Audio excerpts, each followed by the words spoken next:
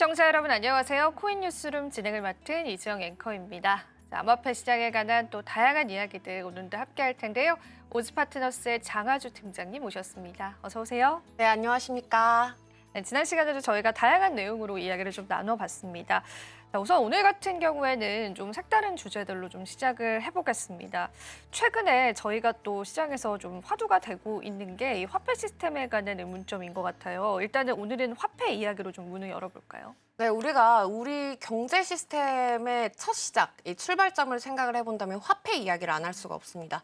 비트코인 같은 경우에는 최근 들어서 원래는 독립적인 자산군으로 여겨졌다면 최근 들어서 이 경제의 한 큰 틀로 들어오기 시작을 했는데 우리가 비트코인이 대체 자산이다 이런 이야기가 많이 나오고 있긴 하지만 왜 비트코인이 지금 대체 자산으로서의 역할을 하고 있는지 그렇다면 기존의 금융 시스템이라든지 화폐의 가치가 왜 떨어지고 있는지를 한번 큰 서사점을 다뤄보도록 하겠습니다. 저희가 1913년도부터 현재까지 1달러로 어떤 구매력이 변화가 됐는지 살펴보는 자료를 들고 왔는데 1913년도 같은 경우에는 1달러로 초콜릿바를 30개 정도 살 수 있었습니다. 하지만 지금 20년도에는 단 하나도 못 사는 가격이 되었어요. 우리가 초콜릿으로 하면은 좀 와닿지 않으니까 실제로 짜장면 가격을 생각을 해본다면 우리 아버지 때 짜장면 가격과 지금 최근의 가격을 생각해 본다면 확 와닿을 수가 있겠죠. 우리가 그 이유를 생각을 해본다면 단순합니다. 화폐의 희소성 때문이에요. 미국 같은 경우에는 지금 71년도에 근본위제를 공식적으로 폐기를 하기 시작하면서 달러 같은 경우에는 더 이상 금으로 보장받지 않는 그냥 종이화폐가 됐습니다. 그 뒤로는 중앙은행의 통제 하에 경기 부양이라든지 아니면 금융위기를 대응으로 화폐를 계속해서 찍어내는 구조가 됐죠. 엄청난 양의 돈을 무제한적으로 찍어내기 시작을 했기 때문에 특히 2008년도 금융위기 이후로는 양적 완화 정책으로 지금 시장에 돈을 풀기 시작을 하면서 머니 서플라이가 기하급수적으로 늘어났다라고 보시면 되겠습니다. 이렇게 사상 초유의 달러가 시장에 공급이 되기 시작을 하면서 특히나 코로나 팬데믹 당시에는 어쩔 수 없이 시장을 살리기 위해서 양적 완화 정책, 이 시장에 돈을 푸는 정책을 할 수밖에 없었는데 그러면서 이 달러의 유동성이 무려 20%가 코로나 시절만 하더라도 늘어난 사태가 발생이 됐습니다. 우리가 모든 값어치 같은 경우에는 수요와 공급에서 정해지게 되겠죠. 예를 들어서 지금 우리 금 같은 경우에 계속해서 금값이 오르는 이유는 공급이 제한되어 있기 때문이다. 이렇게 보시면 되겠는데 달러 같은 경우에는 이 공급량이 계속해서 늘어나고 있기 때문에 그만큼 희소성의 가치가 떨어진다라고 보시면 되겠습니다. 그럼 우리가 사실 살면서 화폐의 가치가 왜 떨어지는가 진지하게 고민을 안 해보시는 분들이 더 많겠지만 우리가 실제적으로 힘들게 벌어서 있는 돈을 내가 가진 화폐의 가치가 앞으로 계속 가지고 있기만 하더라도 떨어지게 된다면 그 다음에 내가 대체 자산으로서 어떻게 해칭을 할 것인가 굉장히 중요한 거고 그리고 이거는 비단 우리뿐만이 아니라 현금을 많이 가지고 있는 부자들은 더욱더 그런 문제점을 생각을 안 할 수가 없는 사태가 이뤄졌습니다. 그래서 이런 화폐의 가치가 줄어드는 시점에서 여기에 대한 대안을 많은 부자들이 그리고 기관들이 생각을 할 수 있는 것 같고 그 다음에는 방송 인터뷰를 하나 재밌는 걸 들고 왔습니다. 도널드 트럼프의 아들이죠. 에릭 트럼프가 방송 인터뷰에서 최근에 이런 발언을 했습니다. 지금의 금융 시스템은 망가졌다. 덧붙여서 너무 비싸고 심지어 느리기까지 하다라고 말을 했습니다. 그래서 여기에 이제 덧붙인 게 그래서 비트코인 같은 암호화폐가 훨씬 낫다라는 언급을 했습니다. 가만히 생각을 해보면 우리가 평상시에 불편한 점이 없다고 생각을 할 수가 있겠지만 가만히 생각해보면 주말에는 은행 업무가 일부가 막혀 있고 그리고 국제적으로 우리가 송금 시스템을 할 때 실제로 좀 느리고 그리고 수수료가 굉장히 비싸다는 단점이 있습니다. 내가 해외 친구한테 보낼 때 수수료가 붙는다는 게 어떻게 보면 이해가 안 가는 부분일 수도 있거든요. 그래서 이런 불편함이 계속 누적이 되다 보니까 기존의 금융 시스템이 왜 이렇게 불편하고 막막하지? 라는 생각을 할 수가 있겠고 이제는 이러한 제도권 안에 있는 사람들 입에서도 나오고 있다는 점 그리고 그만큼 기존의 금융 시스템에 대한 불만이 세상에서 보편적인 문제의식이 되어가고 있다는 점이에요. 그리고 잠시 후에 제가 제도권 내에서 그렇다면 비트코인이 어떻게 인정받을 수 있었는지 살펴드리는 시간을 가져보도록 하겠습니다. 네. 실제로 비트코인의 가치를 지금 많은 사람들이 인정하는 이유이기도 하죠. 달러의 구매력이 지난 100년 동안 굉장히 무력화됐다라는 걸 확인을 해볼 수가 있었습니다. 사실 그 결과로 많은 사람들이 법정 화폐에 관한 회의감들을 좀 느끼는 것 같기도 하고요. 또 에릭 트럼프가 직접 기존의 금융 시스템 자체를 느리고 불편하다라고 표현을 하기도 했고요. 또 트럼프 일가는 또 전통 금융권에 또 피해를 봤다라는 그런 호소를 하면서 크립토 친화적인 또 발언들을 이어오기도 합니다. 자, 이제는 정치권과 대중 모두가 이제 기존에 있는 시스템에 대한 불만을 더 이상은 숨기고 있지 않은 상황인데요. 이런 상황 속에서 제도권의 움직임도 상당히 궁금합니다. 여전히 보수적인 제도권이 많은 걸로 알고 있는데 최근에는 어떤 움직임들이 좀 보였을까요? 그렇죠. 보수적인 제도권의 움직임이 아직도 많습니다. 특히 사람들 중에서도 아직까지 비트코인이 암호화폐 시장이 뭐 투기성 자산이다, 뭐 사행성이다 이런 말들을 많이 하긴 하지만 이런 시장일수록 내가 그러면 어떤 편에 설 건지를 잘 생각을 해보셔야 할 것 같아요. 그래서 비트코인이 진짜 제도권에서 인정을 받고 있는지 표를 통해서 하나 살펴보도록 하겠습니다. 이 그래프를 보면은 비트코인이 사행성 아닌가라는 생각을 하시는 분들이 조금 생각이 달라지실 수도 있을 것 같아요. 지금 보시는 거는 미국의 SEC, 증권거래위원회 문서들에서 비트코인이라는 단어가 얼마나 언급됐는지 체킹을 했습니다. 언급된 빈도를 시계열로 보여줬다라고 보시면 되겠는데 보시면 20년도부터 확연히 급증하는 모습이 나타나기 시작을 하면서 작년과 올해 들어서 이 SEC 문서에서 비트코인이 언급된 단어가 폭발적으로 증가를 했습니다. 단순히 우리가 단발성이나 트렌드 아니냐 이렇게 생각을 하실 수가 있겠지만 SEC 같은 경우에는 미국 내 금융 규제의 굉장히 핵심적인 규제 기관이에요. 그들이 공식 문서라든지 기업들의 문서 신고에서 비트코인을 그만큼 언급을 했다는 거는 이제 파월 의장이 연설을 통해서 말을 했던 것처럼 이제 비트코인은 주류 자산으로 건너왔다 이런 말을 했잖아요. 그러다 보니까 SEC 같은 경우에도 반드시 언급을 해야만 했고 그리고 반드시 다뤄줘야 하는 주류 자산으로 넘어왔다라고 우리가 판단을 해볼 수가 있겠습니다. 특히 작년에 ETF 승인 이슈가 본격화되기 시작을 하면서 기관 투자자들이 자금이 유입된 게 제가 생각했을 때 이 비트코인 생태계에서 가장 큰 호재라고 볼 수가 있거든요. 특히나 그런 이후에 SEC도 관련 기업이라든지 아니면 뭐 투자사들의 리스크에 대한 공시 요구가 안 할 수 없는 상황이 일어났습니다. 규제를 좀 더 명확히 해줘야 하는 거잖아요. 기관들의 자금이 들어오기 시작을 하니까. 그러다 보니까 이 그래프 속에서 가파른 언급량으로 증가를 했다라고 보시면 되겠고 정리를 우리가 또 해보자면 비트코인은 단순히 관심을 가지니까 SEC에서 이런 말을 많이 빈도를 높이지 않았을까가 아니라 감독 당국이 이제 규제 안에 큰 틀 안에 규제로 관리해야 하는 자산군으로 분류가 됐다라고 해석을 해볼 수가 있겠습니다. 비트코인 같은 경우에는 지금 마이너한 실험 대상으로 보고 있는 규제기관은 없다라고 보시면 되겠고 그렇다면 SEC는 알겠고 미디어라든지 방송국 쪽에서는 비트코인을 얼마나 반응을 하고 있는지 살펴보도록 하겠습니다. 이 차트 같은 경우에는 전 세계 주요 매체들이에요. 뭐 비트코인 매거진이라든지 아니면 코인데스크라든지 잡지 회사들 이렇게 비트코인 관련된 기사를 얼마나 활발히 쏟아냈는가를 우리가 이렇게 또 체킹을 해왔는데 보시는 것처럼 작년 하반기부터 올해까지 이 그래프가 거의 오른쪽 끝이 수직으로 상승한 모습을 보여줬습니다. 경제 미디어가 지금 비트코인에 초점을 굉장히 맞추고 있다는 거, 그리고 이런 주제들이 넘어서서 단순히 가격이 올라서 뭐 ETF가 들어와서인 수준이 아니라 뭐 기술적인 분석이라든지 아니면 온체인 데이터의 상이라든지 그리고 시장의 수급 자체가 정말 그전과는 차별화되면서 굉장히 많이 달라졌다라는 거죠.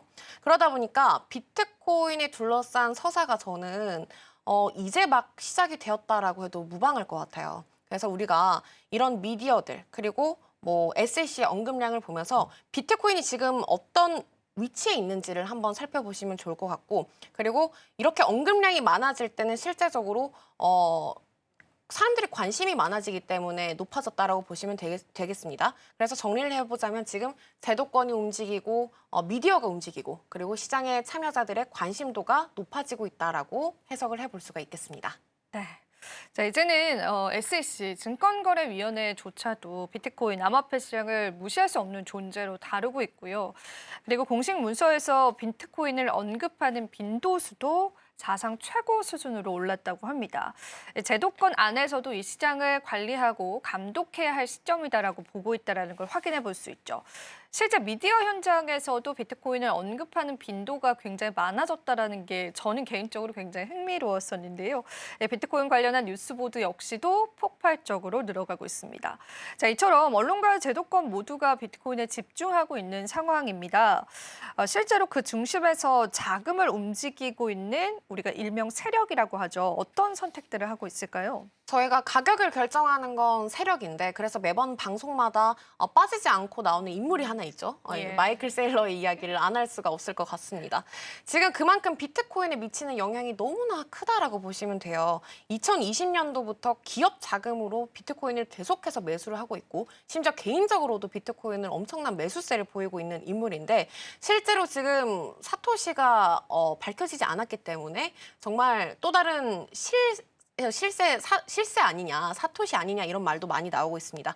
비트코인의 진정한 대장주라는 별명을 얻어내고 있는 세일러 같은 경우에는 최근에 X를 통해서 이런 글을 하나 올렸습니다. Stay humble, stay sat라고 글을 올렸는데 겸손하게 그리고 꾸준히 사토시를 쌓아라라는 의미로 글을 올렸습니다. 사토시라는 거는 우리가 비트코인의 최소 단위를 의미를 하고 있어요. 굉장히 많은 의미가 담겨 있는 말인데 이 말은 그냥 가격이 조정이 오거나 흔들릴 때마다 흔들리지 말고 겸손하게 그냥 조용히 매수를 해라 이렇게 해석을 해볼 수가 있겠습니다. 지금 세일러 같은 경우에는 말뿐만이 아니라 실제 행동으로 계속해서 비트코인 매수세를 보여주고 있습니다. 이 비트코인 가격이 움직이고 내릴 때마다 지금 동그라미 부분을 보시면 노란색 동그라미 부분에서 비트코인을 매수한 지점이라고 보시면 되는데 그 수량 같은 경우에는 지금 누적돼가지고 50억 달러가 넘는 양이 나오고 있습니다. 중간중간 가격이 떨어지거나 뭐 시장이 흔들릴 때가 있긴 하지만 그때마다도 매수 전략을 이어왔고 그리고 누적 평단가도 굉장히 수익률을 실현을 잘 시키고 있다는 점. 이걸 우리가 확인을 해볼 수 있는 거는 세력이 시장에 대한 확신이 없으면 그 큰 자금을 들어가기가 쉽지가 않겠죠. 그리고 노이즈 속에서도 세력은 흔들리지 않은 시점이라고 생각을 해볼 수가 있겠습니다. 그래서 우리가 단순히 이걸 보면서 스트레티지 정말 돈 많다, 대단하다 이렇게 끝낼 게 아니라 과연 이렇게 세력이 무리해서 이런 믿음을 가지고 레버리지까지 당겨서 비트코인을 왜 매수를 하고 있는지 그리고 어떤 전략을 접근하고 있는지 그리고 저희가 지난 방송에서도 이야기를 드렸지만 실제로 이 MSTR이 나중에 정말 우리 시장의 빌런이 될 수 있는 가능성에 대해서도 생각을 해보셔야 할 것 같아요. 그래서 우리가 비트코인의 온체인 데이터는 지금 어떤 시그널을 보내고 있는지 같이 살펴보도록 하겠습니다. 저희가 그동안 뭐 제도권의 움직임, 미디어들의 반응 이렇게까지 살펴봤는데 실제로 중요한 거는 시장의 수요겠죠. 그래서 비트코인의 수요 그래프가 얼마나 치고 올라오고 있는지가 굉장히 중요한 시점입니다. 저희가 정말 예전 방송에서 비트코인의 수요 그래프가 먼저 선 반영으로 움직이고 그다음에 비트코인의 가격이 후발대로 움직인다라고 설명을 드렸는데 그러다 보니까 수요가 회복이 되는 게 정말 이 온체인 데이터에서 중요하다라고 보시면 되겠습니다. 그래서 제가 온체인 데이터가 굉장히 많은 데이터가 있지만 실제적으로 가장 중요하게 생각하는 데이터 중에 하나라고 보시면 돼요. 여기 좀 생소할 수가 있는데 유통되고 있는 비트코인 중 실질적인 움직임 수량을 데이터를 플러스와 마이너스로 구분을 했습니다. 여기 보시면 올 초에 관세 이야기가 나오면서 이 붉은색 음영 구간이 아주 길게 움직이기 시작을 하죠. 그만큼 시장에서 올 초만 하더라도 비트코인을 사려는 수요의 움직임이 줄어든 사태다라고 보시면 되겠습니다. 특히 올해 3월에는 31만 개 이상의 비트코인이 비수요 상태로 시장에 쏟아졌어요. 큰 매도 압력이 쏟아졌지만 지금 우리가 주목을 해볼 만한 점은 이 지표가 최근에 드디어 반등을 하기 시작을 했습니다. 마이너스 31만 개에서 지금 마이너스 14만 개, 그리고 점점 수요의 회복 기미가 포착이 되고 있는 시점이고 우리가 이걸 시장에서는 조정의 마무리 구간 아니면 바닥을 찍고 올라오는 구간이라고 우리가 해석을 해볼 수가 있겠습니다. 여기에서 중요한 거는 단순히 가격이 오르는 게 중요한 게 아니라 실제 수요가 이렇게 뒷받침해줘야 가격이 그 다음에 오르기 시작하거든요. 특히 작년 10월 구간을 보시면 이 초록 색깔 수요 구간이 확실하게 플러스 되고 나서 비트코인의 가격이 그 다음에 움직인다는 걸 확인을 해볼 수가 있겠죠. 그래서 우리가 가격보다 선행할 수 있는 지표로 많이 보기 때문에 비트코인의 수요가 한동안 잠들어 있긴 했지만 최근에 움직이기 시작을 했고 안타까운 건 아직까지 플러스 구간으로는 돌아오지 않았습니다. 완벽하게 플러스 구간으로 돌아오지 않았기 때문에 비트코인 가격이 그렇게 급격하게 아직 움직이지 않았다라는 점. 우리가 시장의 심리가 그래도 최근에 조금씩 바뀌기 시작을 했죠. 그래서 공포 탐욕 지수도 최근에 중립으로 많이 넘어와 있기 때문에 이런 수요 회복 그리고 시장에 참여자들의 공포 탐욕 지수까지 함께 곁들여서 살펴보시면 좋을 것 같습니다. 네, 오늘 또 제시해 주신 지표들 자체는 시장 투심이 조금 살아나고 있는 게 보여지고요. 실제로 현재 비트코인 가격도 10만 달러 선 좀 가까이 와 주고 있는 시점입니다. 실제로 마이클 셀러 꾸준히 사토시를 쌓아라 이런 한마디를 하긴 했는데 그는 실제로도 50억 달러가 넘는 비트코인을 계속해서 매수했습니다. 우리가 시장 공포에 떨 때도 공격적으로 매수를 하더라고요. 그 관점에 관해서도 우리가 좀 고민해 볼 필요는 있겠죠. 표면 수요 지표도 언급을 해주셨는데 그동안 한참 바닥에 머물렀던 수요가 이제 서서히 살아나고 있다라는 신호를 보여주고 있고 한때 31만 개 마이너스까지 밀렸던 수급이 현재는 절반 가까이 줄어들었기 때문에 여러 가지 지표를 봤었을 때 시장에 살아나고 있는 투심들 회복해 볼 수 있었습니다. 심리적으로도 좀 짚어보고 싶어요. 이 투자자들의 심리도 많이 올라왔을까요? 네, 저희가 수요가 올라오면은 시장의 심리도 같이 올라오긴 하는데 실제로 공포 탐욕 지수가 제가 아침에 눈 떴을 때 보는 점수랑 비슷하다고 늘 생각이 들거든요. 그래서 우리가 이런 시장의 심리를 강세장의 점수, 이 불장의 점수를 함께 살펴볼 수 있는 데이터를 한번 살펴보도록 하겠습니다. 여기 보시면 검은색 선 같은 경우에는 비트코인의 가격이고요. 그리고 아주 옅게 이 붉은색 그래프가 한번 살펴보시면 이 부분이 온체인상의 평균 매수 단가다라고 보시면 되겠습니다. 그리고 연보라 색깔 음영으로 칠해진 부분이 실제로 강세장, 이 불장을 체킹하는 구간인데 이 보라색 음영이 높아질수록 우리가 불장 구간이다라고 판단을 내려요. 그래서 작년 중반 이후로 불 스코어가 굉장히 높아지기 시작을 했고 그리고 공포 지수도 90점 위로 올라가는 시절도 있었습니다. 하지만 올해 정말 급격하게 비트코인 가격이 하락 횡보장을 이뤄지면서 이 불장 점수도 급격하게 떨어졌다라는 걸 알 수가 있는데 그래도 지금 조금 반전되면서 약간 바닥을 찍고 올라온 상황이에요. 그래서 기대감이 진짜 이제 완전 바닥을 찍고 약간 반등을 했구나라고 보시면 되겠습니다. 우리가 최근에 이제 비트코인이 그래도 약간 올라와 주면서 시장 심리도 중립으로 돌아오긴 했지만 아직까지 이 강세장 점수 지수로 봤을 때는 너무나도 아래에 미치고 있고 실제로 거래소에서 비트코인을 사고 팔고 그리고 자금의 유입량뿐만이 아니라 실제로 투자자들의 행동 심리를 역산한 이 강세장의 점수도 굉장히 중요하게 보셔야 합니다. 하지만 이걸 보고 사람들이 이제 슬슬 들어오겠구나. 그리고 비트코인을 보유하려는 심리가 조금씩 살아나고 있구나라고 판단을 해주셔야 하는데 그래서 언제 오르는데요? 라고 많이들 물어보시긴 하지만 아직은 조금 남았다라고 보고 있습니다. 많은 전문가들이 뭐 올해 말, 내년 초라고 보고 있기 때문에 실제로 우리가 그 기간 동안은 그냥 이 시장에 대한 신뢰 그리고 기반을 쌓아가면서 좀 더 시장을 기다릴 수 있는 믿음을 쌓아보셔야 할 것 같다라는 생각이 듭니다. 그래서 여기서 이런 질문을 우리가 해볼 수가 있겠죠. 그래서 지금 진짜 팔 사람은 다 팔았을까? 아니면 살 사람은 다 샀을까라고 살펴볼 텐데 정확히는 제가 이거를 버스에서 내릴 사람은 다 내렸을까라고 표현을 합니다. 실제로 우리가 희화화해서 하는 말이지만 버스가 가벼워야 출발을 한다라는 말이 있습니다. 빨리 가겠죠. 그렇죠. 네. 개인 투자자들이 실제로 많이 물량을 던지고 이 시장을 떠나야 그제서야 버스가 가벼워서 떠난다라는 말이 있는데 그래서 NRPL 지표를 한번 살펴보도록 할게요. 비트코인의 실현 손익 데이터다 보시면 되겠는데 지금 시장에서 누가 많이 익절을 하고 있는지 그리고 누가 많이 손절을 하고 있는지 살펴볼 수 있는 데이터예요. 우리가 강세장으로 가는 데는요 단계가 있습니다. 예를 들어서 오늘 비트코인이 뭐 9만 달러였는데 내일 일어나니까 뭐 20만 달러가 되었다. 이러진 않겠죠. 분명히 그 과정이라는 게 존재를 하는데 그걸 살펴볼 때 굉장히 좋은 데이터예요. 뭐든지 바텀을 찍고 레디 투 불 단계가 오고 나서 그 다음에 오버히팅, 과열 구간 단계 옵니다. 물도 0도에서 갑자기 100도로 끓는 게 아니잖아요. 천천히 끓다가 갑자기 빨라지면서 끓기 때문에 과정을 한번 살펴보시면 강세장의 세 가지 주요 포인트가 작년만 하더라도 여름에 바텀 구간, 그리고 나서 10월에 레디 투 불, 그리고 작년 11월 대선 직전이 오버히팅 단계까지 이 보라색 그래프가 올라간 걸 살펴볼 수가 있겠습니다.